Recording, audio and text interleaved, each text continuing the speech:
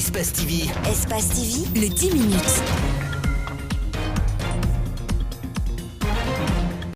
Directrice de campagne d'Alpha Condé en 2010, Dr Makale Traoré est l'une des 12 candidats retenus par la Cour constitutionnelle pour l'élection présidentielle du 18 octobre prochain. Parlant de son projet de société qui est axé sur 5 piliers, la présidente du pacte entend mettre en place un programme gouvernemental d'inclusion économique, sociale et politique étendu sur 5 ans. Pour ce faire, elle mise essentiellement sur les jeunes et les femmes pour lesquelles elle s'est engagée dans cette course. Je m'engage pour être un citoyen. Je m'engage pour aider à la réalisation d'un programme, pour une fois, un programme de gouvernance chiffré et qui tient compte vraiment des préoccupations des Guinéens. Parce que pour moi, la macroéconomie ne veut rien dire. Pour moi, ce qui est important, c'est de s'occuper des préoccupations et des besoins des Guinéens à la base. Ce programme est bâti sur ce principe et sur cette philosophie. Une fois élue, la leader du Parti de l'Action citoyenne par le travail compte créer 5 000 emplois pour les jeunes par an pour un budget de 3 000 milliards de francs guinéens. Elle compte aussi mettre en place un fonds de garantie de 1 000 milliards pour les femmes. L'ancienne présidente de la COFIG espère rehausser le SMIG de 440 000 à 1 300 000 francs guinéens et augmenter la pension pour les retraités entre 2 à 3 millions de francs guinéens. Pour réaliser son programme, la candidate du pacte mise sur le budget national. Je le précise, je ne compte pas sur les apports extérieurs. Les apports extérieurs viendront après. Tout ce que je dis, tous les engagements que je prends sont contenus dans notre budget parce que c'est juste une question de répartition du budget. J'ai réparti logiquement le budget pour que le budget national devienne le budget national de l'ensemble des Guinéens. Le pacte utilise une approche différente des partis politiques classiques, martèle son leader. Elle précise également que son parti a été conçu et fondé autour de la citoyenneté.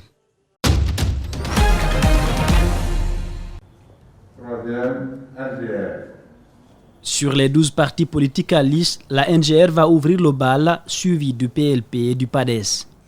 Le RPG viendra à la 4e position avant le pacte, le RRD et l'AFC. L'UFDG, quant à elle, arrive à 8e position, puis le MMD, le FAN, l'UDIR et le RGD. Toutes les déclarations seront enregistrées dans les studios de Coloma et un programme sera donné conformément d'ailleurs aux résultats du tirage qui vient d'être fait. C'est-à-dire le parti qui passera le premier sera le premier à être enregistré, ainsi de suite. Après ce tirage au sort, le représentant de l'UFDG réagit en premier. Il serait intéressant qu'à chaque fois qu'il y ait un débat, de veiller à ce qu'on ne retrouve pas autour de la table 3 partis, par exemple, de l'opposition. On n'aurait pas tellement de contradictions. Ce serait quasiment une répétition du journal de campagne. Il peut arriver que cette latitude soit laissée aux organisateurs du débat d'identifier les partis et les thèmes. Mais nous voulons la juste équité du début à la fin de la campagne. Que personne ne soit lésé. Le journal de campagne dans lequel seront diffusés ces éléments produits par les partis politiques passera du lundi au samedi dès 21h sur la RTG. On est satisfait jusqu'ici parce que ça s'est déroulé quand même de façon démocratique. Moi, c'est ma première fois de suivre.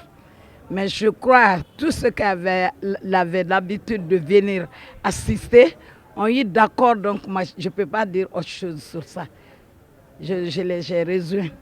Une autre émission appelée Programme croisé sera diffusée au camp de la campagne électorale 2020.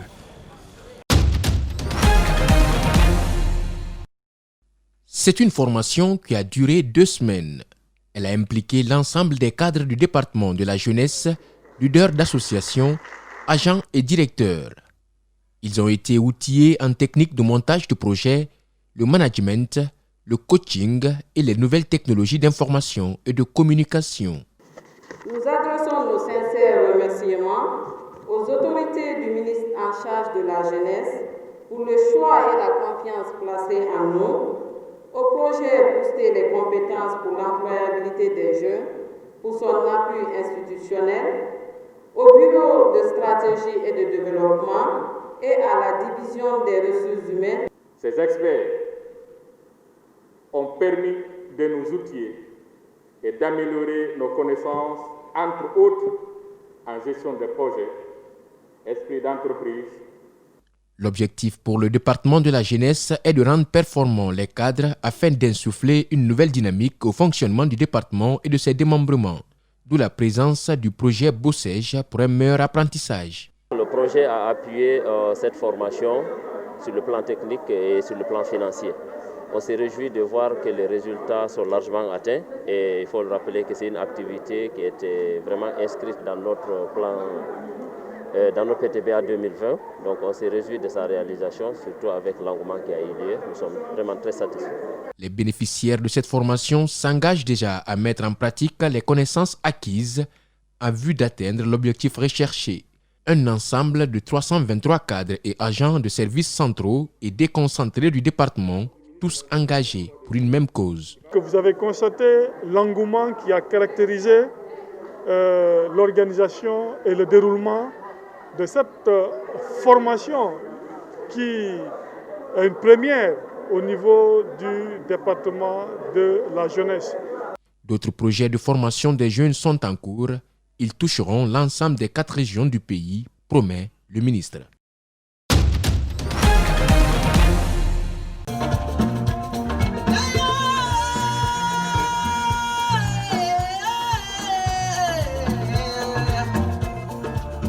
Aujourd'hui, Bintala Lisso revendique une carrière de plus de 50 ans et elle est âgée de plus de 70 ans et elle a formé et inspiré nombre d'artistes guinéens qui s'en sont d'ailleurs mieux sortis qu'elle professionnellement. Alors la faute à un encadrement, à un accompagnement adéquat. C'est pourquoi donc nous avons initié ce projet-là pour lui venir en aide et pour l'aider vraiment je me répète, à vivre dignement. Plus de 50 ans de carrière, malgré tout, l'artiste Bintala Lisso ne vit pas de son art. Les initiateurs du projet sont les premiers contributeurs. Ils ambitionnent de construire une maison sur une parcelle de 70 mètres carrés en haute banlieue de Conakry. Donc le projet se chiffre à 350 millions de francs guinéens, environ 30 000 euros à la louche, qui vont donc servir à acheter une parcelle de terre dans la haute banlieue de Conakry et à construire cet appartement-là et à le mettre en location et donc lui trouver ainsi une source de revenus. Donc nous voulons l'accompagner à produire ce mini-album-là et à le revendre pour trouver ce montant-là. Mais pour financer donc ce mini-album même, nous avons décidé de passer par mon livre parce que je suis l'auteur d'un livre qui s'appelle Ma Guinée plurielle. Une fois l'album enregistré, la vente effectuée, arrivera la phase de construction de la maison souhaitée par les porteurs du projet. Et puisque Bintala Lisso appartient à la Guinée dans toute sa diversité, chacun pourra faire quelque chose pour ce projet. L'homme du métier, par exemple, peut proposer son génie créateur et les autres. Quand on va atteindre la phase de construction, si quelqu'un a du sable, a du ciment, a du fer, a des tôles, a de la peinture, l'intéressé peut donner ça. Si quelqu'un a une parcelle, il peut tout simplement également nous donner cette parcelle. On va sauter l'étape de l'achat de parcelles. Toutes les plateformes sont disponibles pour manifester les bonnes volontés, aussi bien au niveau national qu'international. Les initiateurs promettent la transparence, ainsi un bilan sera tiré chaque semaine.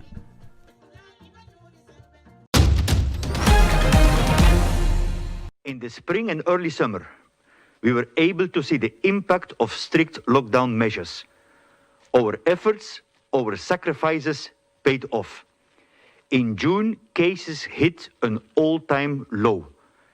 The September case numbers, however, should serve as a wake-up call for all of us. Although these numbers reflect more comprehensive testing, it also shows alarming rates of transmission across the region.